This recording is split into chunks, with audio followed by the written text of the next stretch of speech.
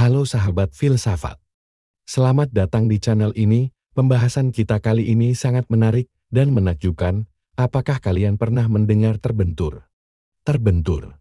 Terbentur. Terbentuk. Kata-kata yang mungkin sudah sering kita dengar ini, ternyata berasal dari sosok yang kerap dilupakan dalam sejarah Indonesia. Siapakah dia? Dia adalah Ibrahim Datuk Tan Malaka, seorang revolusioner, pemikir, dan filsuf yang pemikirannya jauh melampaui zamannya.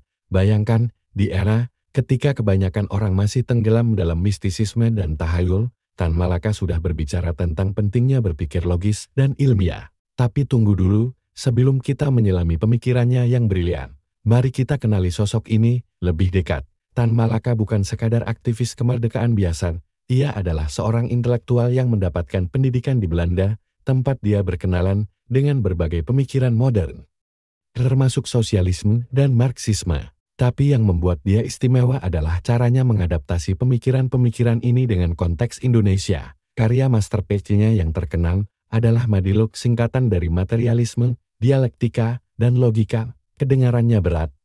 Tenang, mari kita breakdown bersama-sama.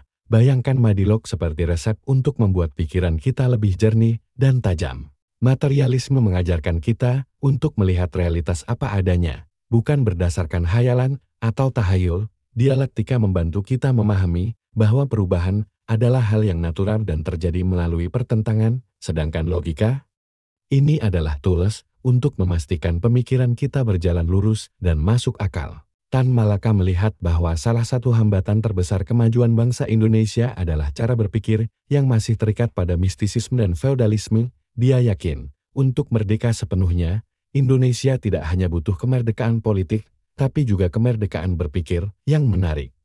Pemikiran Tan Malaka ini punya kemiripan dengan eksistensialisme. Hidupnya sendiri mencerminkan filosofi ini. Dia memilih jalan sunyi, sering terasin, tapi tetap teguh pada prinsipnya. Dia bukan hanya filsuf yang duduk di Menara Gading, tapi juga seorang pejuang yang aktif di lapangan, berbeda dengan tokoh-tokoh seperti Soekarno atau Hatta.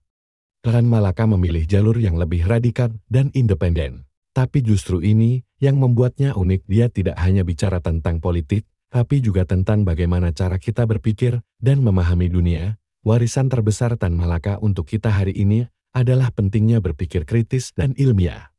Di era digital yang penuh dengan hoax dan informasi menyesatkan, pemikiran Tan Malaka justru semakin relevan. Dia mengajarkan kita untuk tidak menelan mentah-mentah apa yang kita dengar, tapi selalu menggunakan logika dan pemikiran kritis. Coba kita refleksikan, sudahkah kita sebagai bangsa berpikir logis dan ilmiah seperti yang diimpikan Tan Malaka?